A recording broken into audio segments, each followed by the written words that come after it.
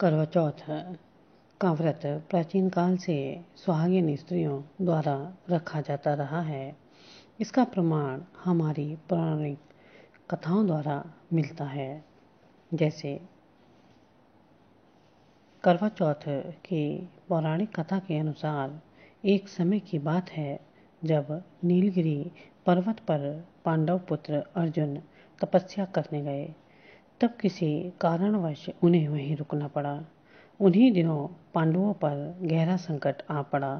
तब चिंतित व शोकाकुल द्रौपदी ने भगवान श्री कृष्ण का ध्यान किया तथा कृष्ण के दर्शन होने पर पांडवों के कष्टों के निवारण हेतु उपाय पूछा। तब कृष्ण बोले, हे द्रौपदी, मैं तुम्हारी चिंता एवं संकट का कारण जानता हूँ। उसके लिए तुम्हें एक उपाय करना होगा। जल्दी ही कार्तिक माह की कृष्ण चतुर्थी आने वाली है। उस दिन तुम पूरे मन से करवा चौथ का व्रत रखना। भगवान शिव, गणेश जी व पार्वती जी की उपासना करना। तुम्हारे सारे कष्ट दूर हो जाएंगे तथा सब कुछ ठीक हो जाएगा। कृष्ण की आज्ञा का पालन कर द्रौपदी ने वैसा ही करवा चौथ का व्रत किया। तब उसे शीघ्र ही अपने पति के दर्शन हुए और उसकी सारी चिंताएं दूर हो गईं। दूसरी पौराणिक कथा है कि माँ पार्वती द्वारा भगवान शिव से पति की दीर्घायु एवं सुख संपत्ति की कामना की विधि पूछी। तब शिवजी ने कहा, करवा चौथ व्रत रखने की कथा सुनाई थी। करवा चौथ का व्रत करने के लिए श्री कृष्ण ने द्रौपदी को निम्न कथा का उल्लेख किया था।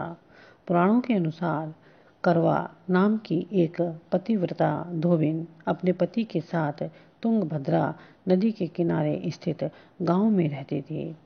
उसका पति बूढ़ा और निर्बल था।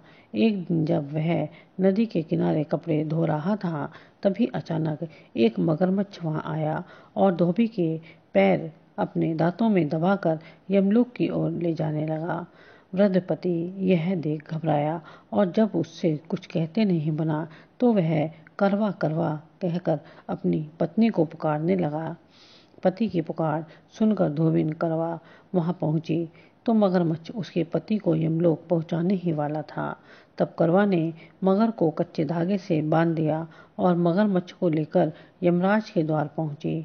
उसने यमराज से अपने पति की रक्षा करने की गुहार लगाई और साथ ही यह भी कहा कि मगरमच्छ को उसके इस कार्य के लिए कठिन से कठिन दंड देने का आग्रह किया और बोली, हे भगवान, मगरमच्छ ने मेरे पति के पैर पकड़ लिए हैं।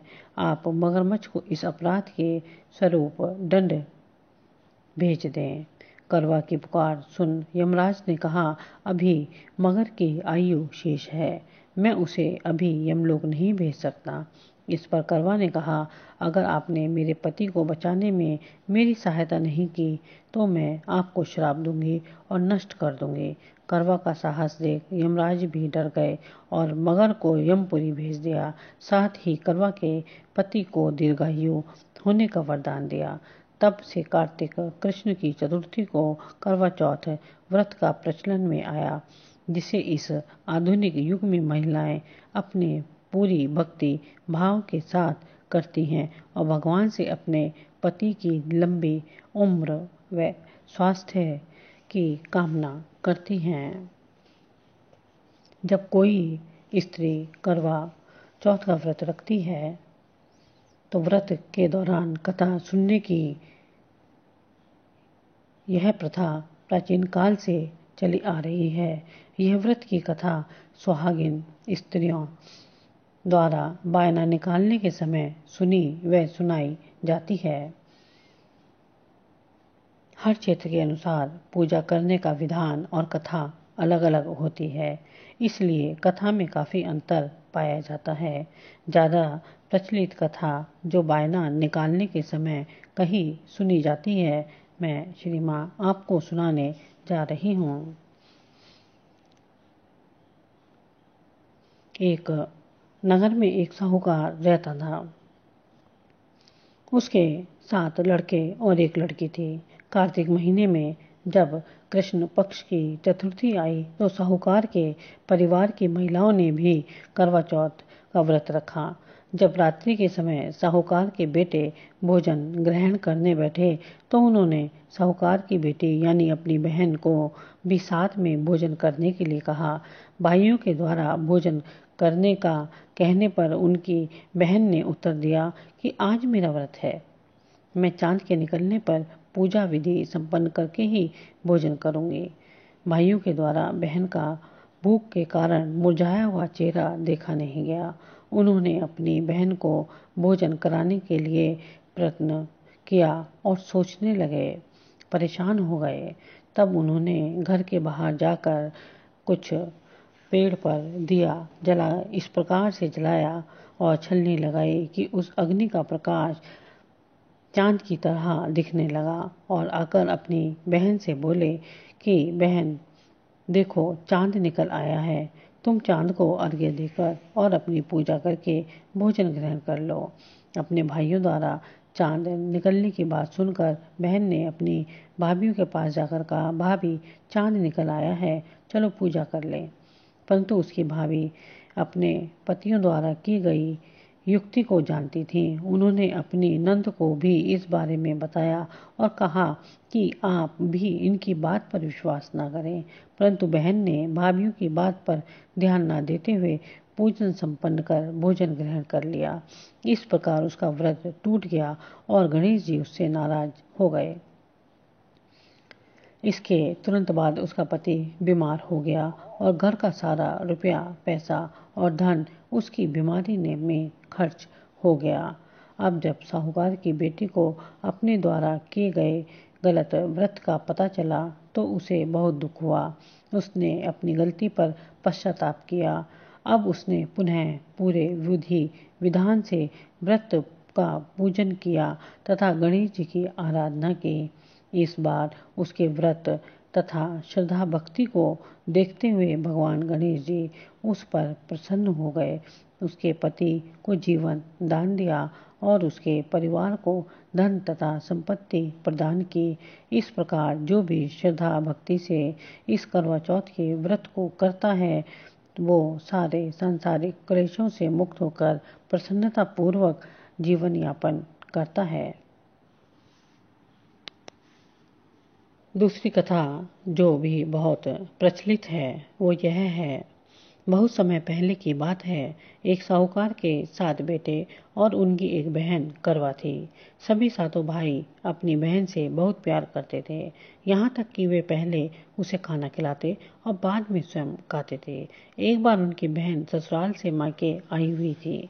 शाम को भाई जब अपना व्यवसाय बंद कर घर आए तो देखा उनकी बहन बहुत व्याकुल थी, बहुत परेशान थी। अब सभी भाई खाना खाने बैठे और अपनी बहन से भी खाने का आग्रह करने लगे, लेकिन बहन ने बताया कि उसका आज करवा चौथ का निर्जला व्रत है और वह खाना सिर्फ चंद्रमा को अर्घ्य देकर ही खा सकती है। चंद्रमा अभी तक नहीं निकला है, इसलिए वह भूख प्यास से व्याकुल है। सबसे छोटे भाई को अपनी बहन की हालत देखी नहीं गई और वह दूर पीपल के पेड़ पर एक दीपक जलाकर छलनी की ओट में रख देता है। दूर से देखने पर वह ऐसा प्रतीत होता है जैसे चतुर्थी का चांद निकल आया हो। इसके बाद भाई अपनी बहन से कहता है कि चांद निकल आया है, तुम अर्घ्य देकर भोजन कर सकती हो। बहन खुशी के मारे सीढ़ियों पर चढ़कर चांद को देखती है, उसे अर्घ्य देकर खाना खाने बैठ जाती है। वह पहला टुकड़ा मुंह में डालती है तो उसे छींक आ जाती है। दूसरा टुकड़ा डालती है तो उसमें बाल निकल आता है और जैसे ही तीसरा टुकड़ा मुंह में डालने की कोशिश करती है तो उसके पति की मृत्यु का समाचार उसे मिलता है। वह बौखला जाती है। उसकी भाभी उसे सच्चाई से अवगत कराती हैं कि उसके साथ ऐसा क्यों हुआ। करवा चौथ का व्रत गलत तरीके से टूटने के कारण देवता उससे नाराज हो गए हैं और उन्होंने ऐसा किया है। सच्चाई जानने के बाद करवा निश्चय करती है कि वह अपने पति का अंतिम संस्कार नहीं होने देगी और अपने सतीत्व से उन्हें पूरे जीवित दिलाकर रहेगी। वह पूरे 1 साल तक अपने पति के शव के पास बैठी रहती है, उसकी देखभाल करती है, उसके ऊपर उगने वाली सुईनुमा घास को वह एकत्रित करती जाती है। 1 साल बाद फिर करवा चौथ का दिन आता है। उसकी सभी भाभियां करवा चौथ का व्रत रखती हैं। जब भाभियां उससे आशीर्वाद लेने आती हैं तो वह प्रत्येक भाभी से यम सुई ले लो, प्रिय सुई दे दो, मुझे भी अपनी जैसी सुहागिन बना दो, ऐसा आग्रह करती हैं। लेकिन हर भाभी उसे अगली भाभी से आग्रह करने को कहकर चली जाती है। इस प्रकार जब छठे नंबर की भाभी आती है तो करवा उससे भी यही बात दोहराती है। यह भाभी उसे बताती है कि सबसे छोटे भाई की वजह से उसका व्रत टूटा था, अतः उसकी पत्नी में ही शक्ति है कि वह तुम्हारे पति को दोबारा जीवित कर सकती है। इसलिए जब वह आए तो तुम उसे पैर पकड़ लेना और जब वह तुम्हारे पति को जिंदा न कर दे तब तक उसे नहीं छोड़ना। ऐसा कहकर वह चली जाती है। सबसे अंत में छोटी भाभी आती है। करवा उनसे भी सुहागिन बनने का आग्रह करती है, लेकिन वह टालम टोली करने लगती हैं। उसे देख करवा उन्हें जोर से पकड़ लेती है और अपने सुहाग को जिंदा करने के लिए कहती है। भाभी उससे छुड़ाने के लिए उसे नोचती है, खसौटती है, लेकिन करवा नहीं छोड़ती है। अंत में उसकी तपस्या को देख भाभी पसीज जाती है और अपनी छोटी उंगली को चीरकर उसमें से अमृत उसके पति के मुंह में डाल देती है। करवा का पति तुरंत श्री गणेश कहता हुआ उठ बैठता है। इस प्रकार प्रभु कृपा से उसकी छोटी भाभी के माध्यम से करवा को अपना सुहाग वापस मिल जाता है। श्री गणेश, माँ गौरी, जिस प्रकार करवा को चिर सुहागन का वरदान आपसे मिला है वैसा ही सब सुहागिनों को मिले।